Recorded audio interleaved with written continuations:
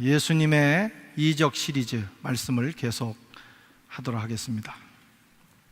오늘 읽은 말씀은 우리 주님께서 중풍병자를 고쳐주신 사건입니다.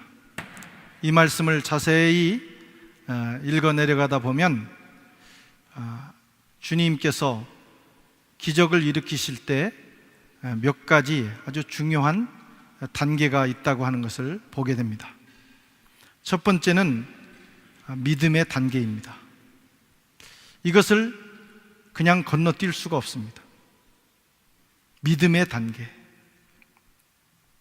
예수님께서 가버나움을 떠나 갈릴리 지역을 다니시면서 수일 동안 전도하신 후에 다시 가버나움에 있는 집에 오셔서 잠시 쉬셨습니다. 이 소식을 들은 수많은 사람들이 순식간에 예수님의 집으로 몰려왔습니다. 그때 그 지역에 살고 있던 한 중풍병자를 그의 친구들이 들것에 메어서 그냥 침상채로 그대로 들고 예수님 앞에 찾아왔습니다. 사람들이 너무 많았어요.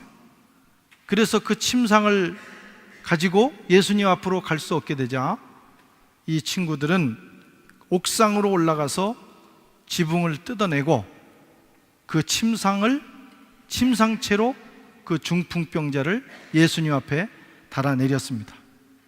당시에 팔레스틴의 이스라엘의 건축 구조로는 이런 일이 가능했다고 합니다. 그 장면을, 이 기괴한 장면을 예수님께서 보셨습니다. 예수님은 그 모습만 보신 것이 아니라 그들 마음속에 있는 믿음도 보셨습니다. 그래서 오늘 본문에 말씀하기를 5절에 예수께서 저희의 믿음을 보시고 그들의 행동, 그들의 우스꽝스럽고 기괴한 행동, 지붕을 뜯어서 환자를 예수님 앞으로 내리는 이 행동 속에 믿음이 있음을 주님이 보신 거예요. 이것이 바로 기적의 시작입니다. 오늘 본문에 보면 저희라는 말을 씁니다. 저희의 믿음을 보시고,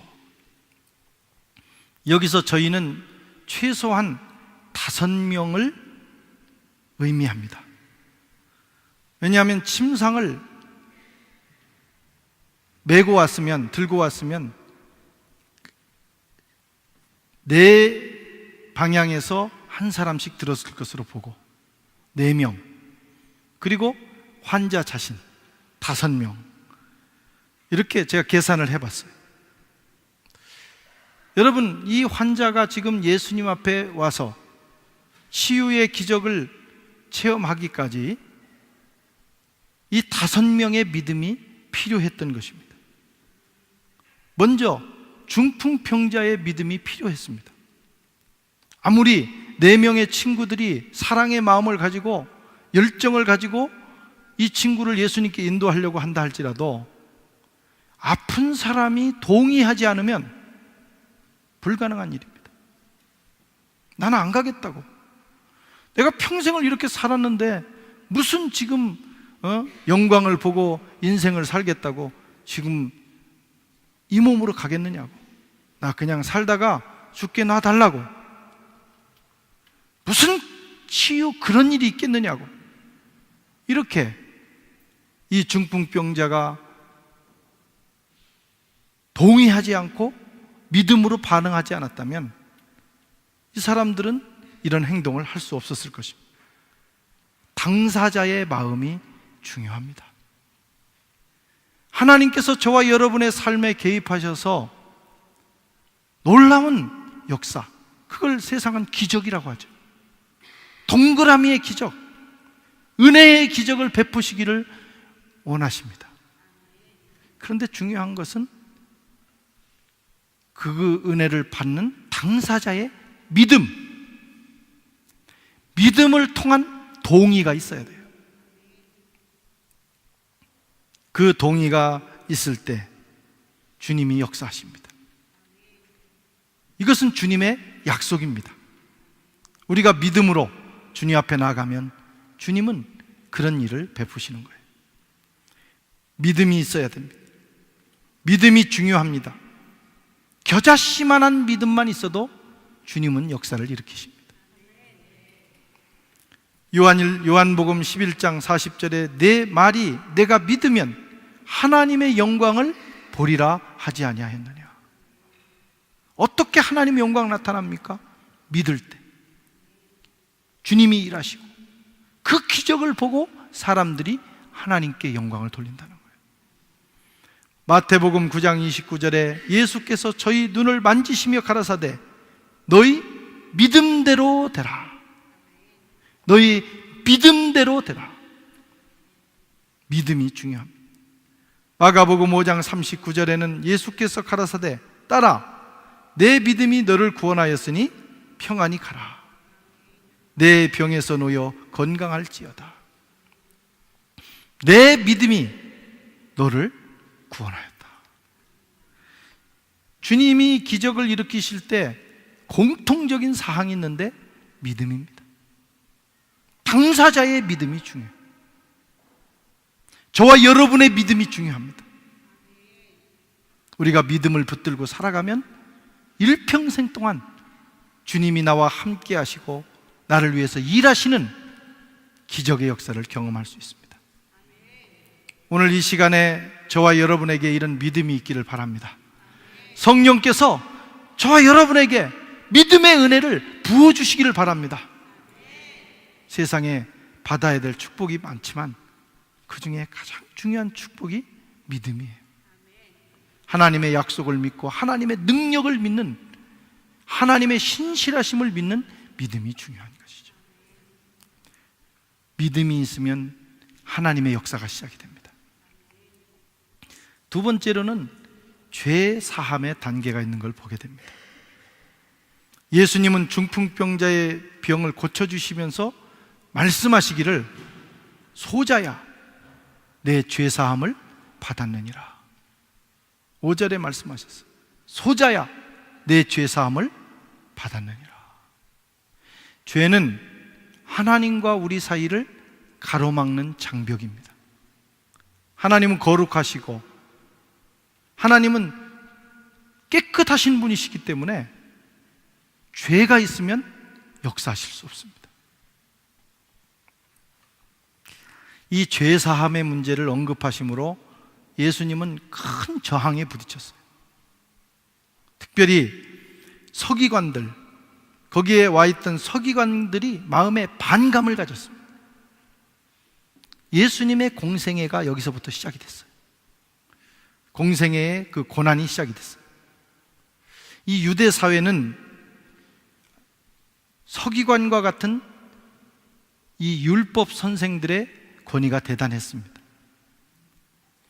그들은 어떤 생각을 가지고 있었느냐? 죄를 사하는 일은 하나님만이 가능하다. 맞는 말입니다. 그런데 인간의 몸을 입은 나사렛에서 온 한 젊은이가 지금 하나님이 하셔야 될 일을 한다 이거예요. 내 죄사함을 받았느니라. 서기관들이 생각할 때는 이건 신성모독이에요. 아니 어떻게 인간이 죄를 사할 수 있단 말인가? 그렇다면 네가 하나님이냐? 이렇게 생각을 했어요. 그들의 생각을 예수님이 아셨어요. 그래서 말씀하기를 9절 10절에 중풍병자에게 내 죄사함을 받았느니라 하는 말과 일어나 내 상을 가지고 걸어가라 하는 말이 어느 것이 쉽겠느냐? 그러나 인자가 땅에서 죄를 사하는 권세가 있는 줄을 너희로 알게 하려 하노라. 예수님이 그들의 마음을 아시고 이런 말씀을 하셨는데 이건 이런 뜻입니다. 이 환자에게 내가 내 병을 고쳤으니 이제 일어나서 가라 이렇게 말하면 환자는 아주 단순하게 그 말을 듣고 그 말을 이해하고 감으로 치유를 받을 수 있다는 거예요. 그런데 이 죄 문제를 언급함으로 대단히 복잡한 일들이 생겼다는 거예요. 너희들도 오해하고, 그리고 이 환자도 이게 도대체 무슨 말인가 생각할 거라는 거예요. 그러나 주님이 이렇게 아주 복잡하게 말씀하신 이유가 있다는 겁니다. 주님이 이 세상에서 죄를 사하는 권세가 있다는 사실을 이걸 통해서 보여주시고자 하는 것입니다. 주님 그런 말씀이에요. 주님은 죄를 사하시는 분이십니다. 저와 여러분의 죄를 사하십니다. 병 고침도 우선 죄 사함을 통해서 일어납니다. 우리의 죄가 깨끗해졌을 때 모든 병이 떠납니다. 그리고 치유가 시작이 됩니다. 명의, 세상에는 의사가 있는데 돌팔이도 있어요, 사실. 그리고 그저 그런 의사도 있어요. 어떤 경우에는 명의가 있습니다. 탁월한 하늘에서 낸 의사가 있어요. 명의는 병의 근원을 다룰 수 있는 사람입니다. 증상만 치료하는 것은 일반적인 의사예요. 정말 명의는 근원을 다뤄내는 것. 주님은 명의사였어요. 그 중풍병의 증상 뒤에 죄라고 하는 배후가 있었다. 병의 근원을 밝혀내신 겁니다. 그래서 먼저 죄를 사하시고 그 배후 근원을 끊어내시고 그리고 증상을 치유해 주신 것입니다.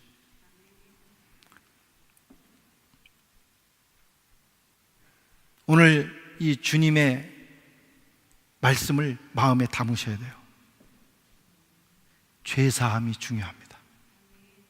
많은 경우 우리 육체와 삶에서 정신적으로나 육체적으로나 우리 생활에서 일어나는 이런 질병, 각종 사고, 여러 가지 불행한 많은 일들이 그 배후에 죄가 있고 그 죄로 인해서 일어난다는 사실을 알아야 합니다. 다는 아니라 할지라도 많은 경우 죄가 배후에 있습니다. 그래서 그 뿌리를 뽑아내지 않으면, 회개하고 죄 사함의 은혜를 경험하지 않으면 증상이 치유되지 않습니다. 또 다시 생기는 거예요. 죄는 우리 인생의 문제의 근원을 뽑아내는 것입니다. 죄 사함을 받아야 돼요. 저는 어려서 신앙의 가정에서 자랐습니다. 태어나서 자랐습니다. 중간에 방황했어요. 방황하는 기간 온몸이 병들더라고. 주님을 떠나 죄를 짓고 사는 동안. 그런데 놀라운 것은 주님 앞에 돌아와 회개하고 머리에서 발끝까지 내 영혼 깊은 곳까지 있는 죄를 예수의 보혈의 은혜를 힘입어 사함을 얻었을 때 그 밤에 제 몸에 있던 모든 질병이 순식간에 떠나가는 기적을 체험했습니다. 여러분, 인생의 많은 문제가 죄 때문에 옵니다. 이건 성경이 증거하는 것입니다. 인생의 문제의 근원으로 들어가면 죄라는 거예요. 그래서 그 문제를 해결하지 않고 자꾸 증상만 붙들고 있으면 평생 그 문제 해결하다가 인생이 끝나는 겁니다. 예수의 피로 씻겨지는 역사가 있기를 바랍니다. 하나님 앞에 문제가 왔을 때 진지하게 엎드려서 내가 하나님 앞에 지은 죄가 무엇인지, 해결해야 될 것이 무엇인지를 생각하고 고백하고 주님의 은혜를 힘입으면 그때 회복과 치유의 역사가 시작이 됩니다. 그렇게 회개했는데도 병이 떠나지 않고, 그렇게 회개했는데도 문제가 계속된다. 그러면 그 다음에 다음 단계를 진단해야 돼요. 이것은 내가 게으르거나 관리를 못하거나 실수로 인한 것이 아닌가. 그것도 열심히 다 했는데 여전히 그런 증상이 남아있으면 이것은 마귀의 역사다. 거의 확실합니다. 이런 모든 문제가 다 해결이 됐는데도 여전히 문제가 남아있을 때는 악한 영들이 역사하고 있다. 그때는 대적하는 기도를 해야 돼요. 속지 마시고 악한 영을 향하여 명하면 악한 영이 그 근원을 가지고 떠나갑니다. 어쨌든 중요한 것은 죄사함을 받아야 돼요. 문제가 왔을 때 하나님 앞에 엎드려 가슴을 찢고 회개하고 통해 자복하는 일을 하는 사람은 복된 사람입니다. 문제가 왔을 때도 여전히 다른 방법을 찾는 사람은 불행한 사람이에요. 자꾸 수렁에 빠져들어갑니다. 그럴 때는 하나님 앞에 와야 돼요. 그리고 주님 앞에서 말씀과 성령의 은혜 앞에서 자신을 돌아보고 주님의 용서와 주님의 정결케 하시는 은혜를 구해야 합니다. 그리고 홀로 할 수 없으면 이웃과 더불어 기도하면 되는 것입니다.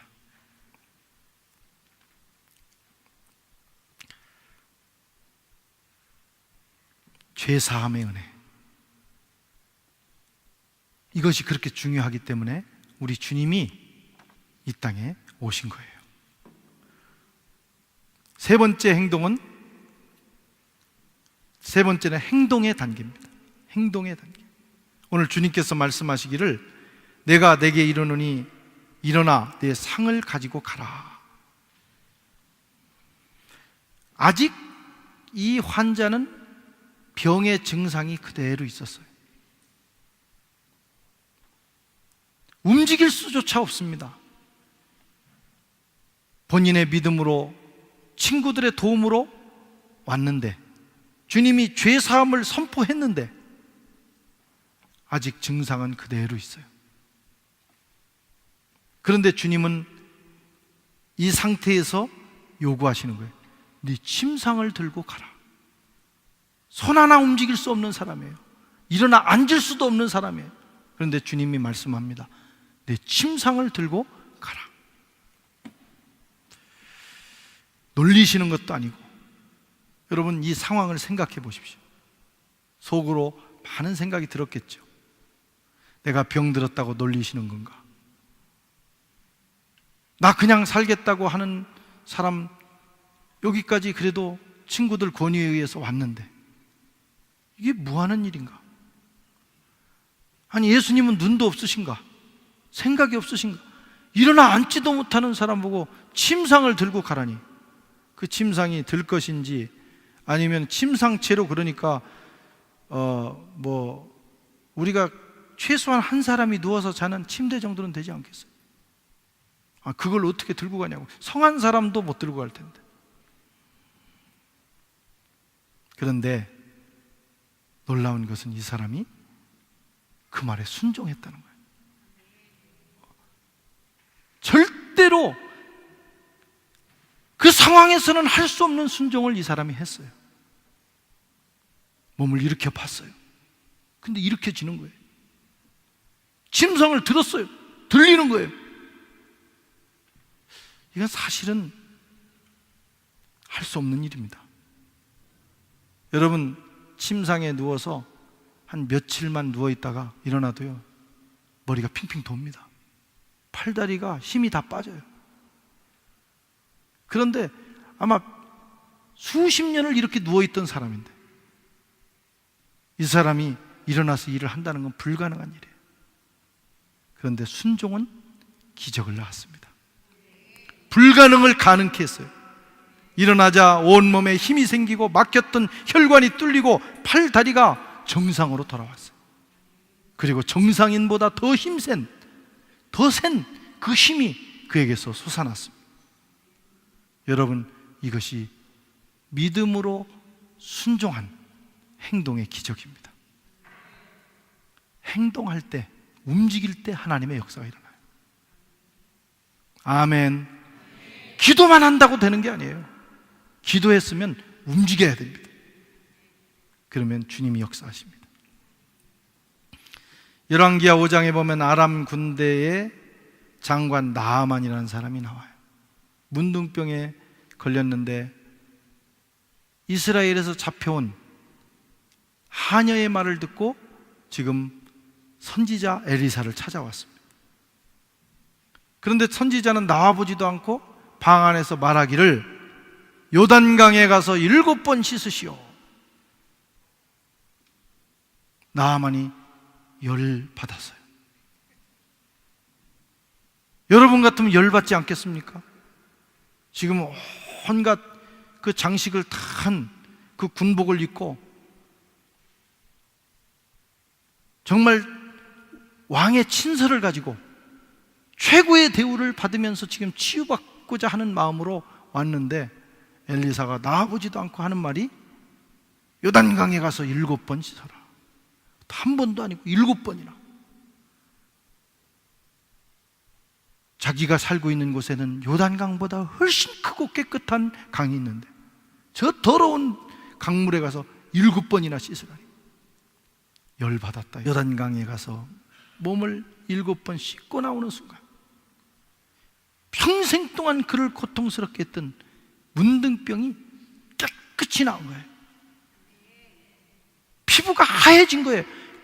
온전한 여러분과 같은 피부로 변한 거예요. 7번 씻고 나왔는데 갑자기 그런 기적이 일어난 겁니다. 설명할 수 없는 일이에요.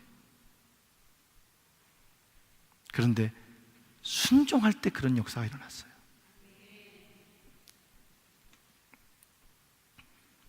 태어날 때부터 장님된 사람이 예수님 찾아왔는데 예수님 고쳐주실 때 침 뱉어가지고 그의 눈에다가 바르고,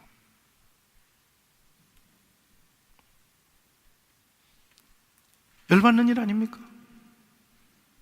침 뱉어서 바르고,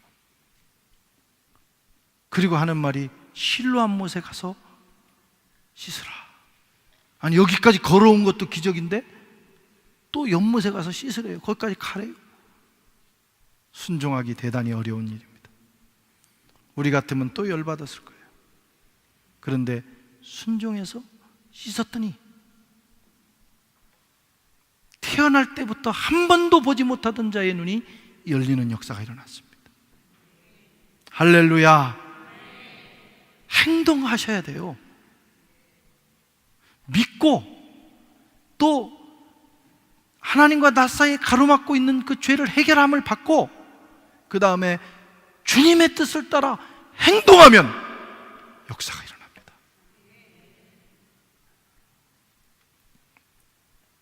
신유의 종으로 쓰임받았던 한국의 현신회라는 권사님이 있어요. 나이가 연세가 드신 분들은 이분을 다 아십니다. 얼마나 많은 사람들을 치유했는지 몰라요. 안진뱅이, 눈먼자를 비롯해서 암, 온갖 질병이 이 권사님을 통해서 치유받았어요. 놀라운 신유의 종으로 쓰임을 받았습니다. 한 번은 우리나라의 유명한 소설가인 이목인 선생님을 고친 사건이 나옵니다. 프랑스에 와서 계시다가 이분이 그만 쓰러져서 반신불수가 됐다. 이 프랑스가 그런 곳이에요. 스트레스가 많아가지고 뭐 글을 쓴다든가 유학 와서 우리가 지금 반신불수 안 되고 이렇게 살아있는 것도 기적입니다. 반신불수가 됐어요. 그래서 돌아왔는데 친구인 이 현 권사님에게 병을 고쳐달라고 요청을 했어요. 이 친구가 권사님이 딱 찾아와서 방에 들어서면서 하는 말이 오기나 일어나라 그런 거예요. 아니 들어오면서 얼마나 아팠니? 참 고생 많았다. 내가 너를 위해서 기도할게. 그런데 그런 말을 해야 되지 않겠어요? 근데 이 친구가 와서 딱 하는 말이 오기나 일어나 그러는 거예요. 열받지 않겠어요? 여러분 같으면 아니 지금 반신불수가 돼가지고 손도 못 움직이는데 어떻게 일어나느냐고. 그런데 이 임 선생님 마음에 사도행전에 안진뱅이가 고침받은 사건이 떠올랐어요. 한번 해보자. 그는 평생을 안진뱅이가 돼서 살았는데 베드로의 말을 듣고 그는 벌떡 일어났어요. 그래서 손을 움직이니까 손이 움직이기 시작하는 거예요. 손에 힘이 들어가는 거예요. 몸을 움직이기 시작하는 거예요. 하나님의 치유가 일어났어요. 순종하여 움직일 때 역사가 일어나는 거예요. 일어나라 그런데 일어나게 해주시면 일어날게요. 그리고 이제 자빠져 있는 인간들이 있어요. 그냥 계속 일어나게 하시면 일어날게. 손을 들어라. 주님이 손을 들게 해주시면 들게. 네가 들어. 아니 들게 해주시면. 우리는 늘 2단계에 삽니다.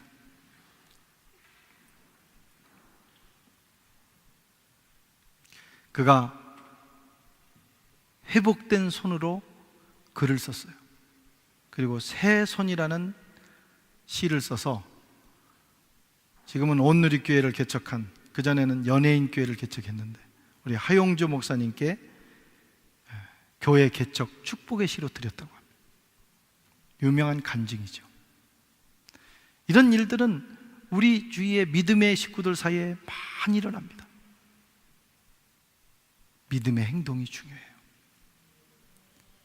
정말 여러분 하나님 살아계시다고 믿습니까? 전능하시다고 믿으세요? 그분은 아들까지 우리에게 주셨기 때문에 우리 인생을 가장 좋게 인도하신다고 믿으세요. 그 믿음으로 움직이십시오. 그러면 기적이 일어나요. 최소한 손을 드는 수고는 내가 해야 돼요. 그것까지 들어달라고 하면 안 됩니다. 그러면 하나님께서 거기에 힘을 주십니다. 그렇게 살아가는 사람은 여러분 인간이 이 땅에서 하는 그 노력, 거기에 하나님의 동그라미의 은혜가 붙여지는 거예요. 그러면 풍성한 인생, 간증이 넘치는 인생을 살 수가 있어요.